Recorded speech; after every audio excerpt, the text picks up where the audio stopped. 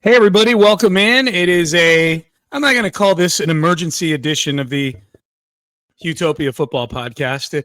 I had promised a second episode this week, so this is the second episode. I was going to get a guest, but the in between the mailbag episode being dropping on Tuesday or Wednesday this week and in doing scheduling for this episode, the Texans announced a press conference for Nick Caley. So I am going to give my reaction to the Nick Caley press conference. If you haven't seen it yet, then I will do this in a format that'll at least kind of get you up to speed on some of the things that he said and my reaction to them. I unfortunately don't have clips that I'll play on here or whatever. I apologize. I'm one of the more technically challenged podcasts out there because I do like 7 different jobs.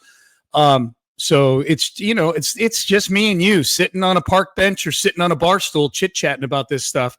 So if you had a chance to watch the press conference, I'm very curious how you feel. Again, if you want to email the show, we'll probably talk more Nick Caley next week in the mailbag, see what you guys think. HOUmailbag@gmail.com. For those of you who don't know who I am, if you're like, how's this podcast winding up on my phone? Who is this guy? My name is Sean Pendergast. I am the co-host of Payne and Pendergast on Sports Radio 610, and I do this here podcast. And I host pregame and postgame for the Houston Texans, and I write for the Houston Press. And I have a wife and 3 kids, and I live in this apartment right here, high above Houston, 15 stories above the Upper Kirby area. That in the background right there is River Oaks. I overlook River Oaks. You may live in River Oaks if you listen to this, but God damn it, I overlook you up in this here high rise. So, so now that we got the particulars out of the way, again, HOUmailbag@gmail.com if you want to send me an email. So let's get into it. Nick Caley was introduced to the media and introduced to the Texans fans today over at NRG Stadium. The press conference was both Nick Caley and D'Amico Ryans. I have 5 big takeaways from this press conference. We're obviously going to dig into this heavy on excuse me, on Payne and Pendergast tomorrow. Seth has already texted me some of his thoughts on it, so you'll want to listen tomorrow morning at 6 a.m. on Sports Radio 610 and the Odyssey app. That's probably where you're getting this podcast as well. If you're watching on YouTube, hello, good to see you on YouTube. But I have 5 big takeaways from this press conference that I thought were interesting. And then I've got just some random notes that I scribbled that sort of make honorable mention on things that popped up on my radar here. But I thought just on the outset, before I get into the big takeaways, content-wise, I'd never heard Nick Caley speak before, so I didn't know what to expect from an energy level standpoint. D'Amico Ryans obviously really, really likes this guy. The sense I got was this was D'Amico's search. There were a couple things that he said along the way in this press conference that led me to believe that this was his deal. I'm sure Nick Caserio had input on it because he and D'Amico collaborate on everything. And Nick Caserio spent 6 years in the building with Nick Caley up in New England. So I can't imagine that there wasn't a good collaborative effort going on. But I think it's pretty telling, at least in terms of the optics, that this was D'Amico and Nick Caley's show. This was a coaching press conference. This was not some sort of global big picture press conference. Didn't have anything to do with the front office. This was D'Amico Ryans going and finding an offensive coordinator who just so happens to have a pretty good history with Nick Caserio. That's what I choose to believe in all this. I know I've heard chatter out there of people speculating that, well, Slowick was D'Amico's guy because they both came from San Francisco and they were buddies. So that didn't work. So now it's Nick's turn to take a crack at this offensive coordinator thing. I do not think that's the case. I don't think that's how these two work together. And if you've watched this team and the two of them function, do press conferences, speak publicly about their relationship, and you still feel that that's how this search went, then I don't know what to tell you. I can't help you. Then I don't think there's really anything they can do to talk about the way in which they collaborate that's going to satisfy you. So I think this was D'Amico's decision, and I think he's thrilled with this guy because there were certain points in this press conference where it felt like Caley, in describing himself, he got asked that somewhere along the way. And I know I'm going to get into my 5 takeaways. I'm just kind of spitballing right now. But there was one point where Caley was asked to sort of describe himself, and he used words like passionate, high energy, loves to get to know the players like personally. And that felt like repetition from D'Amico's introductory press conference 2 years ago, where the very first thing he said is he likes coaching guys to make them better players, better people, better husbands. Nick, or I should say, D'Amico has a very college coach feel in that way, in that, I think he feels like he's not just managing subordinates like you would in a business. It is a business, but there is a feel like there's a leadership element to D'Amico outside of just coaching X's and O's with a guy and getting them to swarm. And it feels like Nick Caley has that element to him as well, at least in his description of himself today. Obviously, we'll find out when the rubber meets the road. But I really liked what I saw and heard of Nick Caley. It was going to be hard for him to screw it up with me. I'm very easily sold to in situations like this. Everybody starts with an A with me, and you've got to earn your F. With many people, you start with an F, and you got to earn your A. I would have been beloved on a college campus. Kids would have flocked to my class. They would have climbed over themselves to get to be in my class because of how I grade. I'm very, very generous when it comes to mankind. So here we go. Here are my 5 big takeaways. I thought, number one, I thought it was very telling when in the first basically 10 seconds of the press conference, when D'Amico was introducing Nick Caley, that he made a point that he's not just beholden to one scheme. It felt like there were a lot of times, two things. It felt like there were a lot of times with Bobby Slowick where he was more managing the scheme than managing the players in the scheme. I thought Nick Caley went out of his way in this press conference to talk about how his offense is about taking what you have and making the best of that, taking the things that your guys do best and accentuating those things. I think there were a lot of times with Bobby Slowick where it didn't feel like that was the case. It's like, we got these guys and they're going to run the Kubiak-Shanahan system. And so between that and the fact that everybody's making assumptions on what Nick Caley is going to do scheme-wise based on where he's come from, I think D'Amico pointing out he's not beholden to one scheme tells me that this is going to be a whole lot of fun to see it get implemented, whatever it is. Like, this is going to be the Nick Caley show. It's not going to be some branch off of the Kubiak-Shanahan tree like last year's offense was the last 2 years. They'll have elements of it, I'm sure. I'm certain of that. At least I think so. But Caley saying our style of offense is what's best for our players. Man, that is nice to hear, because I don't think that's what it looked like with the Texans over certainly last year. The worse the offense looks, the more you make the negative assumptions that, well, he's just running the system and the guys don't know what they're doing. So I liked hearing that. Not beholden to one scheme. That's number one. Number two, when Nick Caley was asked what he's about, he said, fundamentals, playing clean, don't beat yourself. This is a team that lost 3 or 4 games this year that they had no business losing statistically. Like, they had games where they were +3 in turnovers, but they lost the game. You shouldn't lose a game. If you're +3 in turnovers, your chances of losing the game historically are like 7%.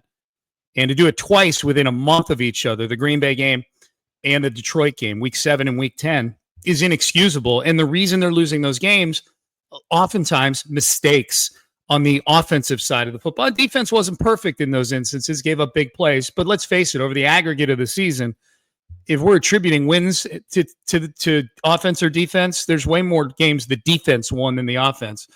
Similarly, there's way more games the offense lost than the defense.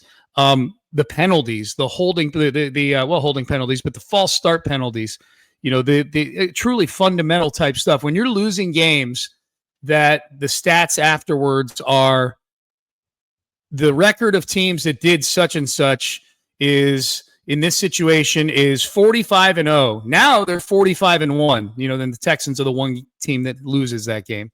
That kind of thing. Like the game, like the defense sacks Will Levis 8 times and gets a pick 6. When that happens, the record for quarterbacks going into that game that did that over the last 50 years are 2-33. Well, they're 3-33 after that Texans game. So why does that all matter? Because you lose games like that on the margins. You lose games that you should have a 95% chance of winning. If you do that multiple times in the season, chances are you are a bad fundamental football team, at least on those particular Sundays. And there were too many Sundays like that for the Texans. The Texans are going to get to the AFC title game by winning more games in the regular season. They're going to win more games in the regular season if they stop fucking it up on offense. So fundamentals, playing clean, don't beat yourself. This team beat itself so many times last year that I could make a really dirty joke right now about them beating themselves. But so Caley at least paying verbal lip service to it. I liked hearing that. But the other thing is if you kind of do the research on Caley and look at all the reviews of him from around the league, people he's coached with, coached against, that is one thing that they say he's very strong in, is coaching the fundamentals. So so that was number 2. I liked that. So number 1, D'Amico, not beholden to one scheme. Number 2, fundamentals, playing clean, don't beat yourself. Number 3, it maybe just be a takeaway for me because this was the answer I was most curious about. But he was asked, why this job? Why Houston? Why the Texans? For those of you who don't know, he was in the running for the Jets OC job, took himself out of the running for that. Boy, as it turns out, that was a good move. That would have been a good move even if Aaron Rodgers were being kept around, because I don't think Rodgers has it anymore. But it's certainly a really good move considering that looks like they're moving on to somebody else at quarterback, and they're not in position to get one of the top guys in the draft. So that Jets job could be that could be one of those jobs where it's better to be the second offensive coordinator under Aaron Glenn. Like, Aaron Glenn's not going anywhere. He's going to have that job for a while. He is to them what D'Amico is to the Houston Texans. So Aaron Glenn's not getting fired, but the chances are the OC that he's hiring right now, and I forget who it is, or even if they've hired anybody. But if I had to guess, just based on just empirically, just blindly looking at where that team is in its rebuilding cycle, that whoever it is will not be the OC if they start winning again. Like, they'll blow through a couple guys there. And then the New England job, really good idea not to take that one. He was offered that job reportedly last year when Gerard Mayo took over as the head coach. He was reportedly offered $3 million, which is really good OC money in the NFL. And he said no to that job. Again, obviously very smart. I mean, maybe Vrabel would have kept him around. I don't know. But, you attach yourself to a head coach who gets blown out in the first year. Usually that's not good things. Obviously, he's coming here to a situation where D'Amico Ryans is among the safest head coaches in the league as far as job security goes. You've got arguably the best quarterback. I'll call it the best quarterback on a rookie contract right now. Best young quarterback comes down to, look, Jaden Daniels on a rookie contract. I like CJ Stroud. I think Jaden Daniels, I need him to go through a second year first before I'm anointing him above CJ. CJ's taking those lumps now. I love CJ Stroud. So that, that's those two jobs, New England and New York, those were worse jobs in this. So anyways, he was asked why Houston. I probably should get around to what his answer was, right? He said the people. He said the people from ownership to the front office, to the coaching staff, to the players, the people, which I guess if we take that answer at face value and juxtapose it to the jobs that he was offered or he was in the running for, that would be I would say probably some harsh commentary for maybe certainly on the New York Jets side, the Johnson family, Woody Johnson and his 2 Madden playing kids that like to come in the locker room and act like a couple of dickheads. With New England, maybe it's a commentary on the Crafts. I don't know. Maybe a commentary on Gerard Mayo that he didn't take that job. If it's the people that made the job here, then there had to be something about the people in the other jobs, or maybe those were just 2 franchises that were just so ratchet and bad at football that you don't even have to assume it's the people are bad because they're bad at coaching or playing football, right? They're not bad people. They're just bad at what they do. But I thought that was cool to hear. Look, we're only a couple of years removed from everybody in the world thinking this was the shittiest place to come coach or play football. Like, this is where people went to die in the NFL and from top down in the organization. And now I'm happy for the McNairs that when they hire a new offensive coordinator, that they're the first ones kind of getting brought up in this, and that people aren't up in arms about it. Like David Culley brought up the McNairs when he was hired. Like, if you want to coach in this league, you want to coach, but this family. And that was at a time where that was an eye roller for a lot of people because the team was not being run very well, or at least they were making poor decisions in key spots. And now I feel like there's no pushback on that. When Nick Caley says, yeah, I came here for the people from ownership on down, there's zero eye rolling. It is an organization it's a well-run NFL team right now because Cal and Hannah have found the right people to put in the key positions with this team. And hopefully it keeps ascending. So that's number 3. Why Houston? I just wanted to hear the answer for that as to what it was. It was interesting that he just globally said the people. Like my first thing would have been I get to coach C.J. Stroud. And eventually he talked about C.J. He's very complimentary of C.J. Obviously he's thrilled to be coaching C.J. Stroud. But my answer why Houston would have been the quarterback. But probably a good idea to make the owners the first people you say. They do sign the checks after all. All right, so that's number 3. Number 4, D'Amico Ryans has zero apprehension about Nick Caley being a first-time play caller. None. Zero. And I know a lot of people have apprehension about it because Bobby Slowick was a first-time play caller. So it's understandable that you would want maybe somebody with some experience. D'Amico made it clear he was looking for the best person with this job, the best person for the job. That clearly he's prioritizing the energy, the passion, the interpersonal skills, the love of football over the ability to know the precise play to call on 3rd and 3. You know, the which misdirection to call, when to use a trick play. I think those are things that D'Amico all trusts that Nick Caley in his nearly 2 decades of coaching has picked up on. When my time comes, this is what I would call, that kind of thing. He'll probably take his lumps as a play caller. Nobody ever calls the perfect game. But I get where D'Amico was going. And D'Amico himself said, look, I'm paraphrasing, but he said, I was a first-time play caller at one point. D'Amico was, in San Francisco. Every great coach at some point needs to do it for the first time. And I think D'Amico sees greatness in Nick Caley, and the inexperience does not scare him at all. And it sounds too, as long as we're on this, because Cole Popovich is going to be the offensive line coach. It sounded to me heavily in this press conference that the experience those two had together, because Caley and Popovich coached together for, a year or 2 in New England. That sounds like it was crucial to Popovich. That really helped Popovich get the job, is what it sounded like to me. Without them saying he got the job because of this, it sure did sound to me like the offensive line and the new coach having some synergy with the offensive coordinator. They were praised Cole Popovich very highly in this press conference. Again, this is a guy doing his job for the first time too. So, but it sounded like that was a big deal.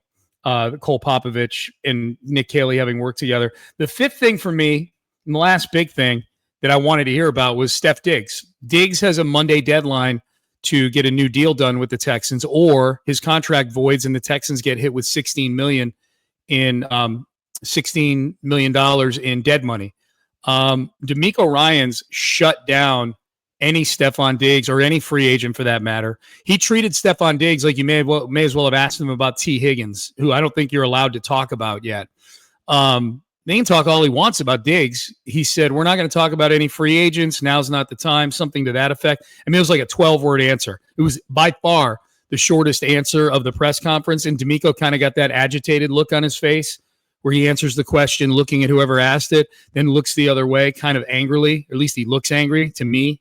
Maybe he's not, but to me, he looks angry.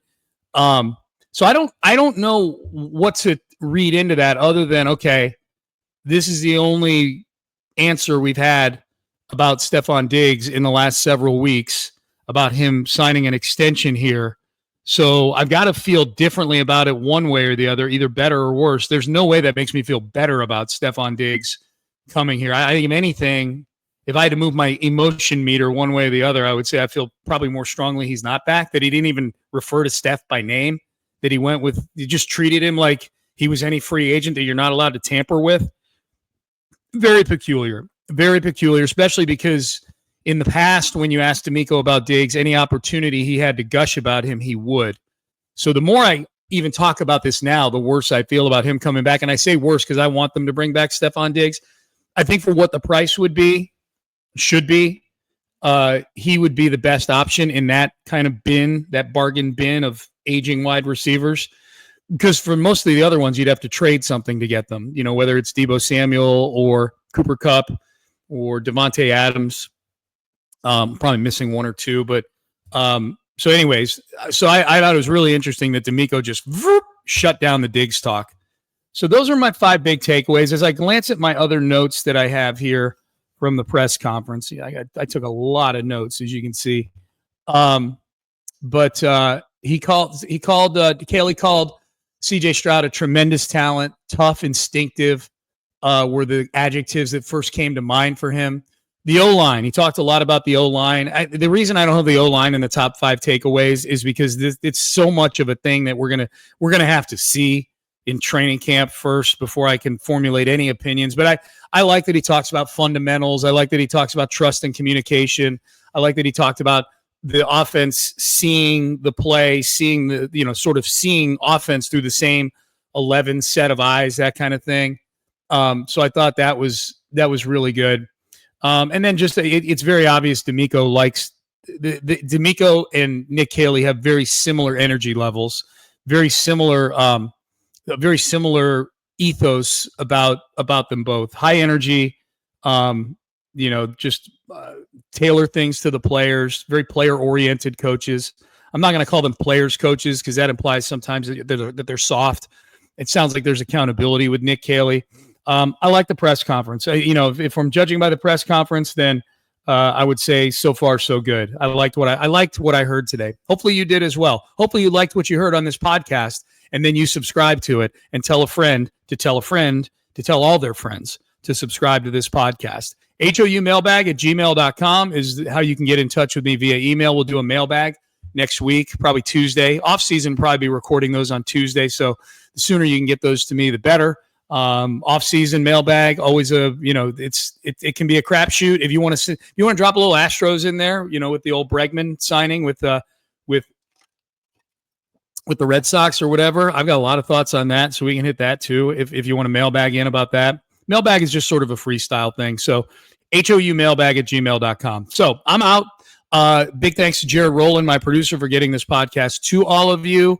So for him and to all of you, big thank you. Thank you for listening. And we are off and running. The Nick Caley era is here. Have a great weekend. Happy Valentine's Day to all the ladies, to all my ladies out there. I have one lady, and she's coming home pretty soon.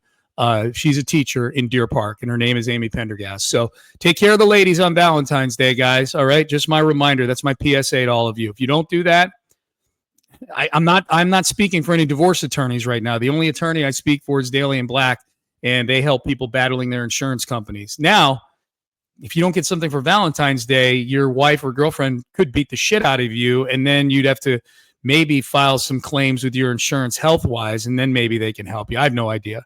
I don't know. Just get her some chocolates or something, man. Send her some flowers. Go to Klein's Jewelry. How about that?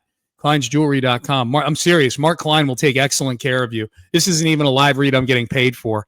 Mark Klein, if you need last-second stuff, anything like diamonds, jewelry, Mark is the man, has been the man. Been going to him for 30 years. When I lived in Denver and Chicago, I would wait to travel to Houston on business to take care of all my jewelry stuff. That's how much I trust him. He's the best. So go to him.